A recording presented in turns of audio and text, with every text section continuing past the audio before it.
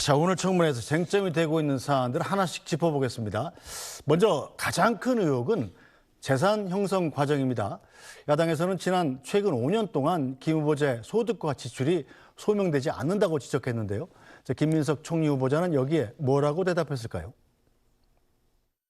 최근 5년간 5억을 벌었는데 지출이 13억 정도 되다 보니까 제가 사실 그 갭이 일반 국민들로서는 너무 큰 갭이거든요. 그러니까 월급에 거의 2.5배의 지출이 있다 보니까 이제 돈이 어디서 나왔느냐 이게 문제가 됐던 거고요. 그래도 현금 6억 정도가 비는 상황이거든요. 어느 정도 들어왔습니까? 숫자가 4,000명 이상이 와서 그 공식적인 카운트에서는 안 받았고요. 그렇지만 개인적인 가까운 지인들이 이렇게 봉투를 주고 한 것으로 해서 제가 볼 때는 그래도 제법 들어왔던 것 같습니다. 포함해서 근 1억 보통 정도. 그러면 조의금은 1억 6천이었고 출판기념회 첫 번째가 한 1억 하고 그다음에 1억 5천 정도 맞습니까?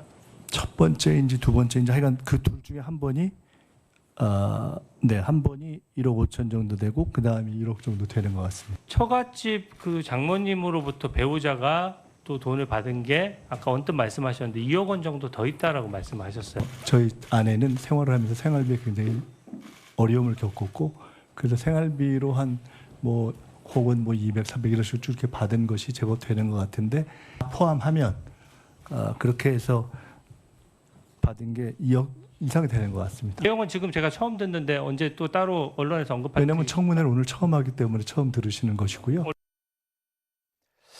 네, 자, 민주당에서는 이러한 재산 형성 의혹과 관련해서 묻자 김민석 총리 후보자는 모두 해명이 가능하다 이렇게 답변했습니다. 제가 국민의힘이 주장하는 10대 결격 사유라는 주장을 한번 보시죠. 불투명한 자금 출처와 정치 자금이 의혹이 있다. 있습니까? 다 소명할 수 있는 네. 내용들입니다. 수입을 초과한 지출 역시 소명할 수 있는 내용으로. 수입을 초과한 지출이라는 것은 논리적으로 불가능하고 세비 수입을 초과한 세비 외 수입으로 지출을 다 설명할 수 있습니다. 네, 소득 없는 자산 형성. 소득 없는 자산이라는 것은 불가능하다고 생각합니다. 예, 자녀 학비 출처 불명, 허위 사실. 불명이 아니라 명확하게 엄마가 책임진 것입니다. 네, 자, 명확하게 엄마가 책임진 것이다.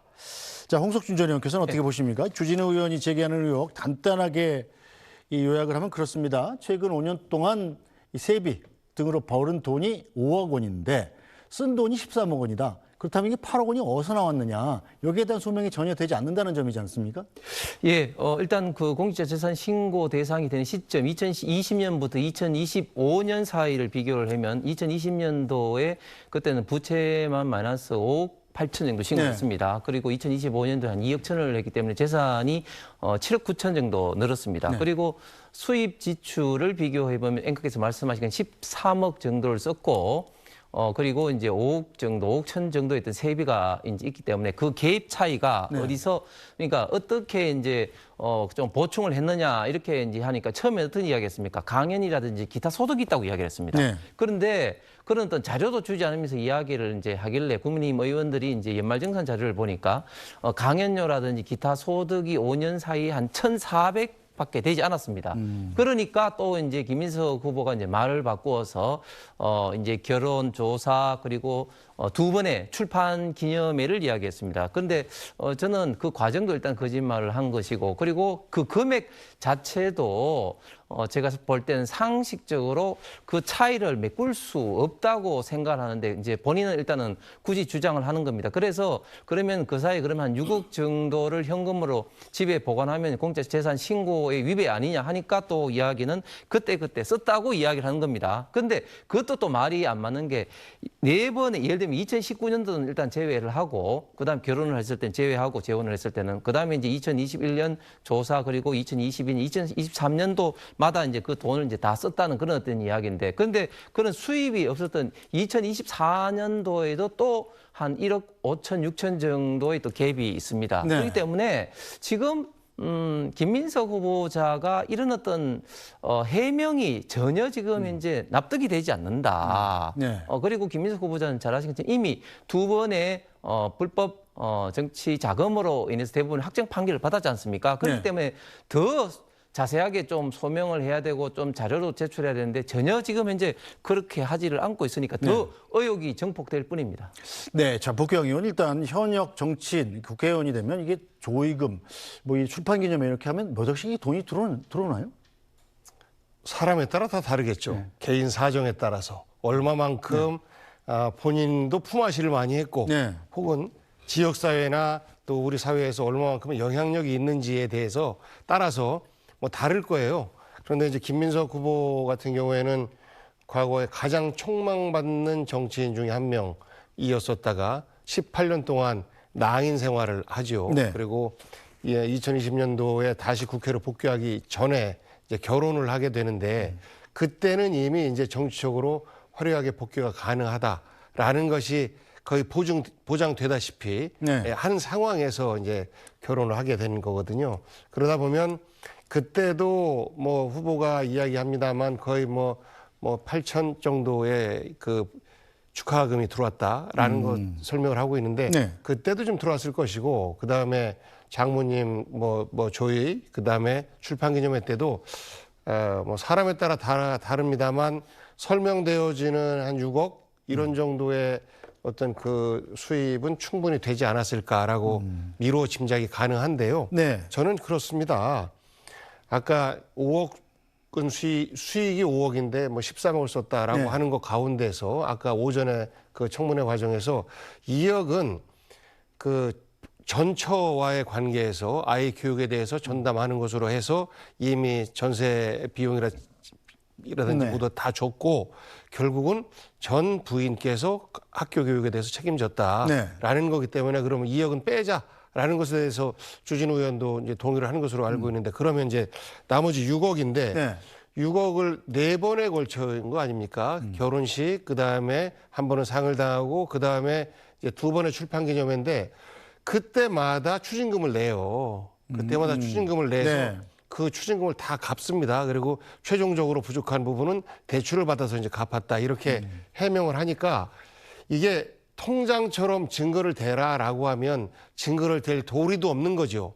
그리고 그 수입이 어떻게 됐는지 낸 사람들까지 밝혀라. 네. 라고 하면 그것도 실제 정치인들 같은 경우에는 혹시라도 내가 정치적으로 어려운 처지에 있을 때 피해를 줄까 봐서 네. 그런 것들을 보관하지 않는 경우가 거의 대부분입니다. 그렇기 때문에 4번의 그런 일이 있었을 때 6억 정도의 수입이 됐고 그것으로 추징금이나 이런 것들을 냈다라는 것은 정치하는 분들은 어느 정도 다 속으로 끄떡끄떡 하실 거예요. 그런데 네. 지금까지 단 한 차례도 축부의금의 문제를 가지고 시비를 걸었던 적이 없고 네. 출판기념회 수입을 두고 정치적 시비를 걸었던 적이 없어요. 그런데 유독 지금 현재 김민석 총리 후보에게만 그러한 잣대를 드러내고 그리고 여기에 뭐 검은 봉투법이라는 굉장히 좀 듣기 민망한 이름까지 걸어서 네. 마치 김민석 총리 후보가 나쁜 사람인 것처럼 이렇게 이미지를 좀 씌우려고 하고 있는데요. 저는 지금 현재 국민의힘 혹은 주진우 의원이 제기하고 있는 여러 가지 이런 그 문제 제기가 지금까지의 정치 과정에서 또 청문 과정에서 안 나왔던 새로운 영역에 대한 문제 제기다. 지금까지 우리가 서로 금도로 지켜줬던 영역에 대한 공격을 하고 있어서 과연 우리 그 정치가 어디까지 서로에 대한 공격을 할 것인지 그로 인해서 우리 정치의 격을 어디까지 떨어뜨릴 것인지 참 걱정스럽습니다. 네, 저 양원의 논수열은 자 그런데 야당에선 이게 김민석 후보자가 자료를 안 내다 보니까 네. 이 금액이 너무 큰데 네. 자, 그렇다면 과거에 정치자금법 불법 정치자금을 제공했던 그분이 있지 않습니까?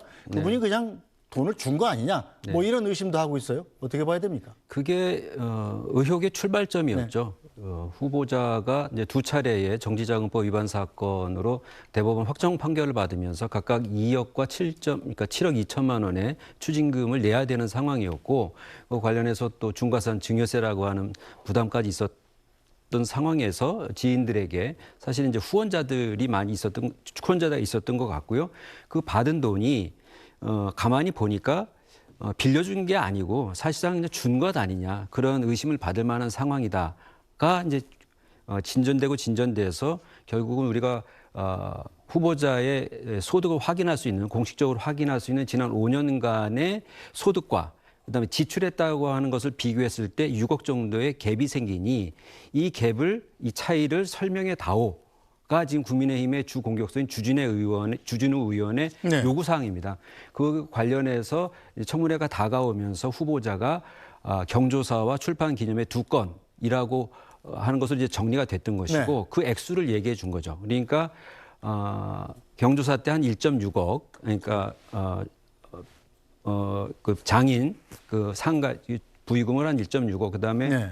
출판 기념회에 각각 1억과 1.5억, 그다음에 본인 결혼식에 1억 정도를 받아서 처가에 줬는데 나중에 이제 생활비 필요해서 부인이 한 2억 정도를 받았다. 그럼 네. 이걸 합치면 6.1억 정도가 됩니다. 그런데 지금 이 6.1억이라고 하는 일종의 소득이죠. 네. 이 소득을 증빙할 수 있는 객관적인 자료가 없는 겁니다. 네. 그런 종류의 소득이기 때문에 이 부분을 가지고 계속 파고들기 쉽지 않아 보여요. 그래서 일단 오전 청문회에서는 청문위원 12명 중에 3분의 1밖에 되지 않습니다. 국민의힘 의원이. 그러다 보니까 계속 질문을 하는데 후보자가 이렇게 얘기해 주는 것을 얻는 것이 소득의 전부였습니다. 그러니까 오후 청문회 때 좀 더 파고들 것 같고 그래서 이제 연말에 있는 국회의원 재산 등록이라든지 총선을 앞둔 출마자의 등록 이런 부분이 제대로 안 된 것 아니냐라는 기존의 주장을 반복할 것 같고 또 소득이 있었으면 거기에 관련된 세금도 냈어야 되는 거 아니냐라는 공격도 할 것 같습니다. 이 정도가 이제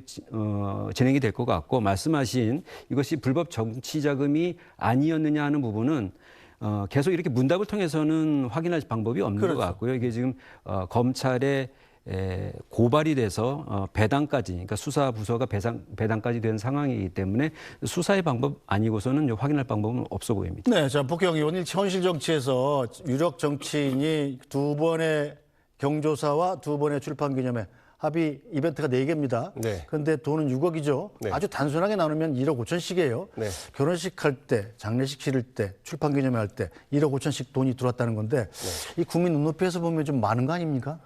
글쎄요. 전 잘 많은지 적은지는 잘 모르겠는데 김민석 의원이 20대 중반 때부터 사실상 정치의 길을 시작했고 DJ 때 황태자라는 이름이 들릴 정도로 사실 화려한 정치적인 자기 족적을 남겼었죠. 그리고 다시 그 복귀하기까지 그냥 노는 것이 아니고 끊임없이 공부하면서 또 관련 분야에 대한 전문가로서의 자기 이미지도 만들어갔고 그러면서도 주변과의 관계를 계속해서 유지해 갔단 말이죠. 그렇기 때문에 지금 60이 넘었지 않습니까? 네. 저 나이 때의 저분의 일반적인 관계 그리고 물론 우리 서민들의 입장에서 볼 때는 굉장히 좀 큰 돈이겠죠. 네. 하지만 이제 저분의 사회적 지위라든지 관계에서 볼 때는 제가 볼 때는 뭐 적당하지 않은가라는 생각이 들기도 해요. 그런데 이걸 가지고 그때 좀 많았다. 그렇기 때문에 문제가 있다라는 것은 아닌 것 같고요. 이 부분에 대해서 문제를 삼으려면 제도를 정비하는 수밖에 없어요. 그러니까 정치인은 아예 축부의금을 첫째 못 받게 한다든지 혹은 이것을 신고하지 않은 금액에 대해서는 모두가 다 불법 소득으로 규정을 한다든지 이렇게 규정을 해놓으면 모르겠는데 지금 현재 우리는 그동안의 그런 부분에 대해서 정치인들의 그냥 관행적으로 그래 선거하다 보면 꼭 필요한 돈만 쓰나 뭐 이런 우리의 인식들이 좀 있거든요. 그리고 그것을 그냥 서로 그냥 넘어갔던 이런 문화들이 있는데 이거를 개선을 하면서 동시에 이제 그 김민석 후보의 그간 과정에 대해서도 지금 이거를 어떤 그 제도를 바꾸는 이런 계기로 삼자라고 제안을 한다면 정치적인 공격보다는 어떤 미래지향적인 문제제기가 될 수 있을 터인데 그러지 못하고 있기 때문에 저희들이 좀 답답해하는 것이고 이런 정치 공방의 쳇바퀴 아까 말씀하신 것처럼 윤석열 정부 때 청문 제도 정비를 좀 하자라고 했는데 민주당에서 안 들어줬다. 또 넘어가면 문재인 정부 때 청문 제도 정비를 하자라고 제안을 했는데 실제 욕만 많이 먹었어요. 야당으로부터.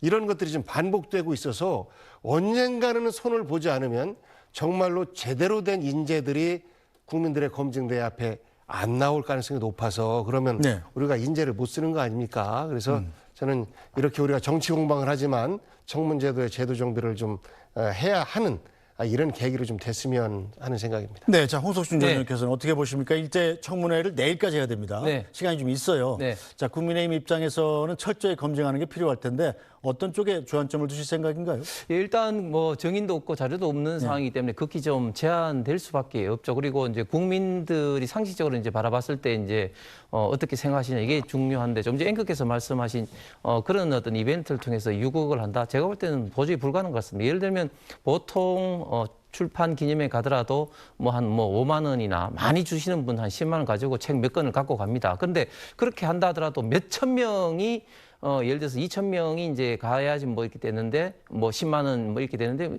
이게 과연 그렇게 1억 5천 이렇게 하기 위해서 정말 몇천 명이 갔을까 이런 어떤 생각도 들고 또 지금 그 결혼 혼사만 하더라도 초원이 아니라 과연 재혼에 그렇게 사람들이 많이 가는가 또 조사만 하더라도 본인의 어떤 부친상도 아니고 장인상에 또 그렇게 갈 것인가 그건 상식적으로 봤을 때 제가 볼 때는 납득하기가 힘들죠. 그다음에 더 큰 문제는 이겁니다. 수익과 지출 차이뿐만 아니라 재산도 지금 이제 정액됐지 않습니까? 네. 그러면 재산 정액된 건 어떤 그 수입원이냐 여기에 대해서는 또 전혀 지금 언급이 없는 겁니다. 그리고 가장 큰 문제는 지금 김민석 후보자가 자꾸 말이 틀리는 게 또 오늘 이야기를 하면서 그동안 좀 부족한 부분은 처가에서 장모가 좀 지원을 좀 했다 뭐 이렇게 이야기를 했는데 제가 알기로는 처가도 그렇게 썩 그 가정 환경적으로 경제적으로 좋은 환경이 아닌 게 지금 김민석 후보자의 모친 빌라에 건설업자 뭐 이모 씨가 거기에 뭐 전세로 들어왔다 또 그 장모가 들어왔다 이런 어떤 의혹도 계속 받고 있기 때문에 네. 과연 지금 자꾸 말이 바뀌는 그런 것을 얼마만큼 국민들이 믿을 수 있느냐 이런 것은 대단히 저는 좀 부정적으로 봅니다. 알겠습니다. 자 김민석 후보자의 청문회 오후 청문회가 속개되는 대로 다시 현장을 연결해서 현장 상황을 또 실시간으로 중계해 드리도록 하겠습니다.